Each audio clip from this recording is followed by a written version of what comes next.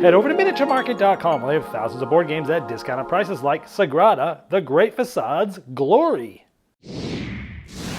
Hello my friends, it's the Game Boy Geek here. Today we're going to be looking at the latest expansion for Sagrada called Glory. This is part of the Facades expansion series, which is a trilogy. This is the last of the three.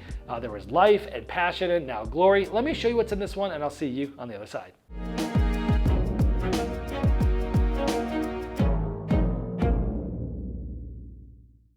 Now in Glory, there is one new main module which brings new gray dice to it. They're called Strife dice. Those also come with new tools, some Strife boards, some different goals for it, but then there's also other types of parts of this expansion like Flourish cards which are secret goals, or we have Pioneer cards which are races and such. All different things in this. Let me show you each of these individually. If you want to play with the Flourish module, each player gets 2 of these secretly.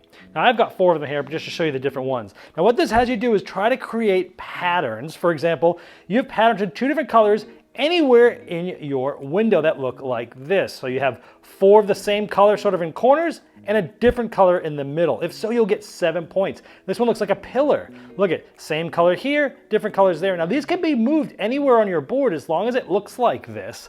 Here's like opposite. So same colors here, 2 different colors, but these 2 are the same like this. And again, they can be arranged anywhere as long as you do it. This one is like a valley because it goes down and up, things like that. Now these typically are pretty hard to do. The easier ones are less points, the hardest ones are the most points. Now you don't have to keep any of these, but you could keep 1 or 2, getting positive points if you get them, or negative the points shown if you don't get them. The next is the Pioneer module. This might be my favorite one. These are additional public objectives. You still use the 3 standard ones in the game, but you add these 3 below it, so now there's 6 of them to look at. But these ones are races. The first one to get these done takes the card, no one else can get it, and they get the points. Like this one, the first one to complete an outer frame of your thing. Or the first to connect the top and bottom with diagonally connected dice of 1 color. Or the first one to have 3 dice of 1 color or 3 dice of the same value in any row. I mean, these are really cool because they let you really change the game up. Racing for these is fun, and there are a ton of these to keep the game very fresh.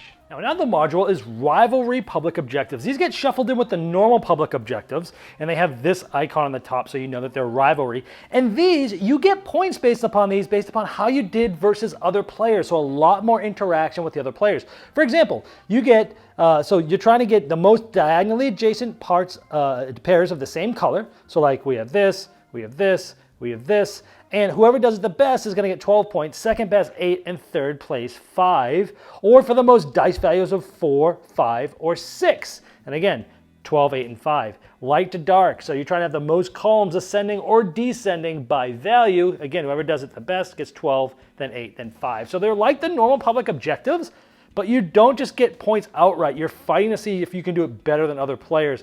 And there are a ton of these, and there's even some more that have to do with the last module that I'm talking about, which is the main module of the game actually, called the Strife dice. Now the Strife dice are these gray dice, and there's a bunch of these boards. You'll use one of these randomly every time you use these dice, and it tells you a placement rule for these dice. For example, gray dice may only be played in a place that has a value restriction. Or maybe it's like gray dice may only be in the left, center, or right columns. Or maybe it's like gray dice may not be in the same row as other gray dice, and there are a bunch of these to keep it fresh. Now in addition to this, there are tool cards specific to the Strife dice. Now what you'll do is you'll use 2 cards from like the main normal game, and one of these cards will be used as the 3rd card, but so you always have 1 card having to do with the Strife dice in games that you're using it. For example, changing the value of your drafted die to the value of a gray die in the public draft pool, or changing the value of your drafted die to a value of the gray die in your window, or swap a gray die and a non-gray die between your window and the public dice pool.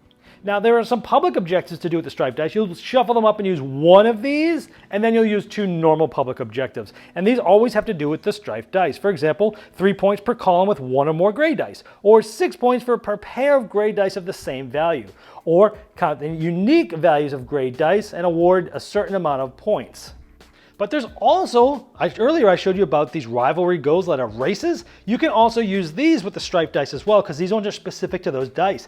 Like you'll get points for the greatest distance between 2 gray dice. 10 for the most distance, 5 if you're in second place. Or the highest gray dice sum gains 5 points, the lowest gray dice sum loses 5 points. And so that, again, very situational. And then here, the sum of all gray dice closest to 10 is going to give you 10 points, and next closest is going to give you 5. And that's pretty much all the modules to Glory. All right, now from the 3 Facade expansions, they're all part of the same series, but they're all separate. This is Glory, there was Life, and then there was Passion. This one is my favorite of the 3. Like if I had to own if there was only one, if you said, hey, if you're only gonna buy one of these 3 expansions, which one would you get? This would be the one I would get, and I'll tell you why. Now, first of all, my favorite expansion is the 5 to 6 player expansion. It's also the worst named expansion because yes, it does add 5 to 6 players, but the biggest thing in there is that it adds a private dice pool, which for me is my favorite way to play this game. It gives you more planning and things like that. So if you're new to Sagrada expansions, first one to get 5 to 6 player. Even if you're only going to play it with 2 players, doesn't matter. Private dice pool makes this game amazingly better than the base game, in my opinion. Now, the best expansion for this is, I think, for the small facade versions, I think it's this one, and that's because half of the modules in this I will use in every game. Where like each of these different expansions had like things with new dice and new mechanisms that you're not going to use in every one. This one also has that, but everything that's not that I will use in every one. The Pioneer Public Objectives. I love this. I love more interactions in games like this where I'm racing for a public objective, and it doesn't hurt the other public objectives. The 3 normal ones are there. It's great. You still have the 3 everyone's going for, but now there's 3 that you're racing for. And I love that. I love that you're just going over there. You're like sharks looking at other players' boards, even more reason to look around what other people are doing, giving you much more interaction. I love these. I will play with Pioneer Public Objectives in every game, regardless if it's your first game or not, because it's not that much harder. And it will actually give you maybe some more things to think about. Maybe it synergizes. Maybe it might even be a little bit easier for you maybe because of the board you picked on your first game, it's not really great for those public objectives, but maybe for these Pioneer ones, it is okay. The Rivalry Public Objectives, I love these too. I will shuffle these in with every game, and I might even take all the rivalries and shuffle them and make sure at least just one of them's in every game. Because it is that much fun to be able to say, again, I'm shooting for this goal, looks like you are too, even more reason to hate draft in this game, which is one of the best parts of Sagrada. So I love these Rivalry Public Objectives. I'll use this in every game, and again, even with new people, it's not much harder. You get this if you're first, you get this if you're second.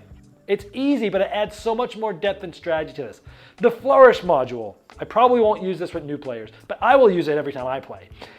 This whole secret objectives, I feel like a la Ticket to Ride. Get 2 cards at the beginning, pick which one you want. 1 of them, 2 of them, or none of them. Positive points if you get them, negative points if you don't. These ones I found made the game like a brain burner. Like you're looking at your cards, you're looking at your board, you're going, which one of these is even possible based upon the restrictions on my board? These are really hard to get done. I mean, if you take both of these and you get them both, I mean, hail to you. It's really, really hard. But even to get one of them amongst the other things is hard. But it makes this game a brain burner trying to get this, and I like that. And I'll use it every time, because again, you can get the cards and go, none of these fit my board, I don't want this, right? So I'll use it every time, for sure. Now let's get to the Strife dice. This is the main part of this expansion with the new dice and the boards and the new tools and the new objectives and things like that. All of these ones where you add all different types of dice, like similar to the orange dice in one of the expansions and the rare clear dice in another expansion, I like them for a mix every once in a while, but I don't use them in every game. Same with this one. It's not bad, I don't dislike it, but it's just not something I'm going to use every game. I like that it comes with 3 parts. You have the Strife boards, which changes the way the Strife dice work every game. I like that they have tools that you'll use 1 every game that goes with those Strife dice, and objectives you'll use 1 that goes with every Strife dice. So they're fine, I like them. I probably like them, I'd say, as much as the rare dice one in one of the other expansions. I like them better than the orange dice in one of the other Facade expansions. But again, I like it. Just give me more variability, and that's fine. But even if this thing had none of those things from the Strife dice, this is still an expansion to get, because those other things are just like every game, mix them in. And I love that variability. Those are the types of expansions I love, where you can just take a bunch of variability and different things to think about and different ways to play the game, mix it in there, add it to the variability of the game, but it doesn't add complexity. It just adds more interaction. Amazing, great job. On the negative side of things, I like to play with the private dice pool from the 5 to 6 player expansion I mentioned. There was nowhere in the rules that talked about how do you do that, because you actually put those striped dice, I didn't show this in the overview, but you put a certain amount of striped dice in the bag, and then you'll take striped dice and put them there, and every time a round comes, you roll the normal amount of dice -1, because you are always having at least one striped dice every round. And it tells you, so it's very specific as to how many dice you put in the bag, but it didn't have how many dice you put in if you're playing with the private dice pool, which is actually less dice. So I did contact the publisher, and there's actually no change. But it would have been nice to have had how does this mix with the other expansion, things like that. Other than that, this is a no-brainer. If you like Sagrada, this is definitely an expansion to get. That is the Facade Glory. Game Toppers not only transforms your existing table to a high-quality gaming solution, they now offer full leg kits and dining cover solutions for the full table application.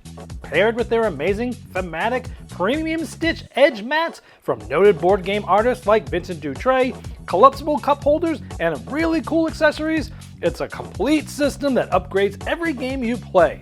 Go to GameToppersLLC.com or click the link below to late pledge for their latest Game Topper 3.5 Kickstarter campaign.